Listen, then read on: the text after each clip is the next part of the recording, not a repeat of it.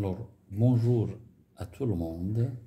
On va faire le calcul de cette intégrale. Alors, la première question, montrez cette formule-là. Alors, x à la puissance de n moins 1, il sera égal au produit de k est égal à 0 jusqu'à 2n moins 1, facteur de x moins l'exponentielle de kp sur n. Car, pourquoi? Les racines de cette équation, bien de ce polynôme-là, est égal à 0 sans l'exponentielle de 2kp i sur 2n, elle sera 2i kp sur n. Alors, on va isoler maintenant k est égal à 0, il donne x moins 1. Et pour k est égal à n, elle va donner moins 1 ici, l'exponentielle de ep, moins 1, donc il va donner x plus 1. Et il reste le produit de k est égal à 1 jusqu'à n moins 1 fois x moins l'exponentielle de kp fois le produit de k est égal à 1 jusqu'à n plus 1 jusqu'à 2n moins 1 fois x moins l'exponentielle de kp. Mais en faisant ce changement de variable d'indexation, c'est ici ça x carré moins 1, ça c'est le produit de k est égal à 1 jusqu'à n moins 1, x moins l'exponentielle ici sur n, ikp sur n, ici sur n. En faisant le changement de variable, le produit de p est égal à 1 jusqu'à n moins 1. Quel est le changement de variable? On va indexer i de n moins k fois p sur n, avec p est égal à 2n moins k, c'est-à-dire k, elle sera égale à 2n moins p. D'où ça, avec simplification de p, l'exponentielle de i de p c'est 1, reste moins ikp. Donc, x au carré x de n moins 1, elle sera égale x au carré moins 1 fois le produit de k est égal à 1 jusqu'à n fois x moins l'exponentielle de kp sur n fois produit de k est égal à 1 jusqu'à n moins 1 jusqu'à n moins 1 fois x moins l'exponentielle de k avec un moins i sur n p sur n. Mais ça, elle sera égale à x carré moins 1 fois le produit de k est égal à 1 jusqu'à n moins 1, x moins l'exponentielle de i kp sur n, fois x moins l'exponentielle d'l moins kpn sur n. Et avec le développement, nous revoyons vraiment c'est x carré moins 1, produit de k est égal à 1 jusqu'à n moins 1, x carré moins 2, le cos x ici, cos de kp sur n, plus 1.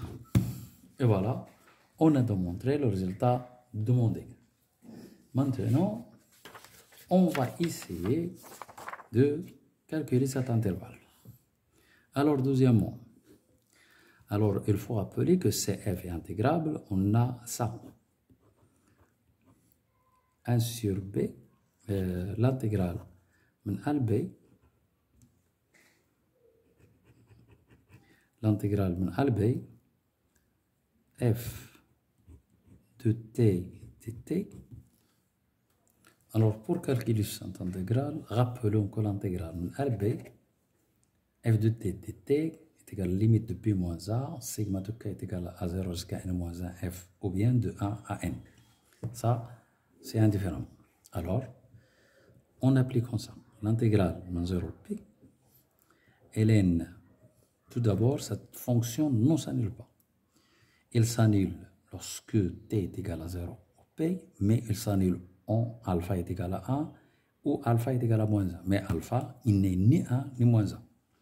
Donc, il est continu. Donc, l'intégrale est bien définie. Donc, si on applique ça, il sera égal à la limite de p moins 0, c'est p, sur n, sigma de k est égal à 0 jusqu'à n moins 1. J'utilise n moins 1 parce que j'ai ici n moins 1. Alors, ln de alpha au carré moins 2 alpha cos de t plus 1 dt. On a ça. Lorsque, bien sûr, n tend vers plus l'infini.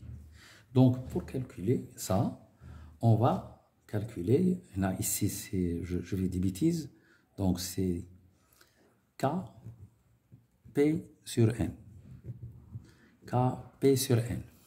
K, je remplace t par k, p moins a sur n. A est égal à 0 et p est égal à p. Donc, mais on va calculer ça.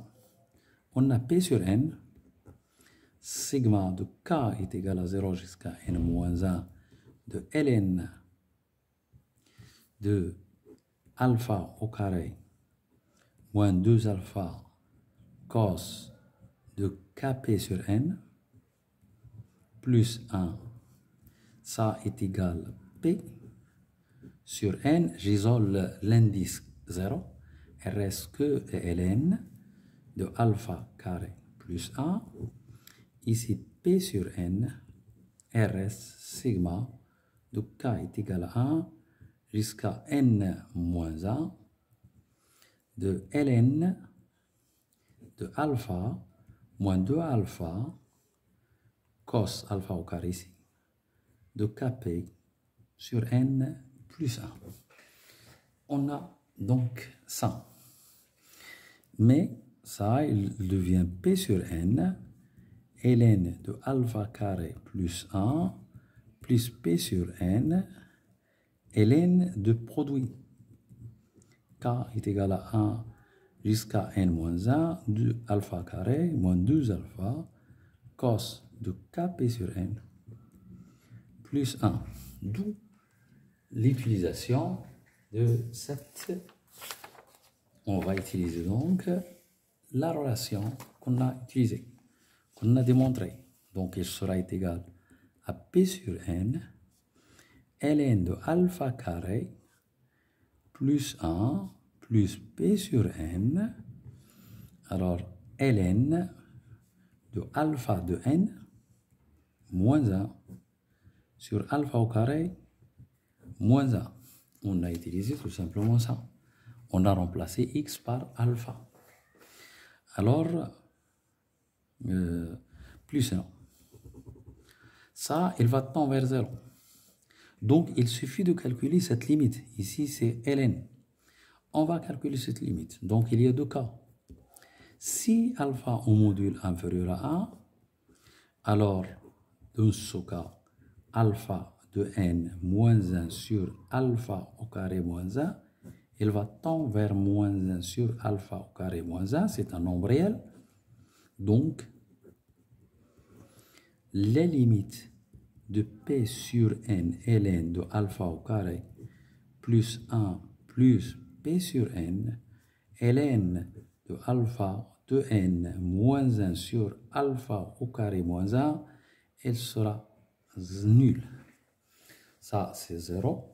Ça aussi, 0. Mais si alpha, c'est supérieur à 1, dans ce cas, ça, c'est 0. Je ne m'intéresse pas à ça.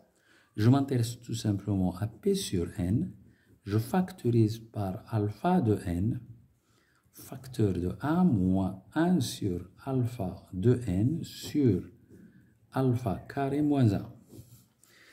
Alors, ça, il s'écrit p sur n. ln, c'est 2n. ln, la valeur absolue de alpha, parce que alpha peut être positif.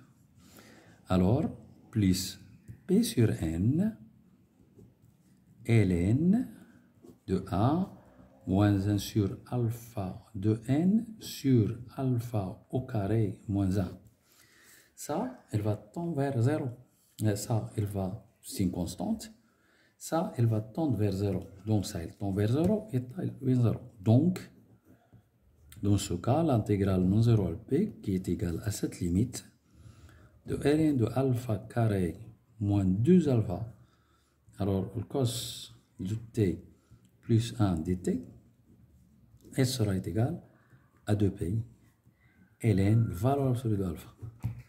Alors, en conclusion, donc, ici, je répète, c'est alpha supérieur à 1. Je m'intéresse à ça. Il devient ça. Ça, c'est une constante, cette limite. Ça, il tend vers 0. Ça aussi, il tend vers 0, puisque ça, c'est la limite de ça. Donc, il est égal à ça. La conclusion, l'intégrale من 0 à P, ln de alpha carré moins 2 alpha au cos de t plus 1 dt, il sera égal à 0 si alpha inférieur strictement à 1, il sera égal à 2pi ln valeur absolue de alpha si alpha est supérieur en valeur absolue supérieure à 1. Alors, si alpha est égal à A, on peut considérer l'intégrale généralisée. Nous ne le ferons pas.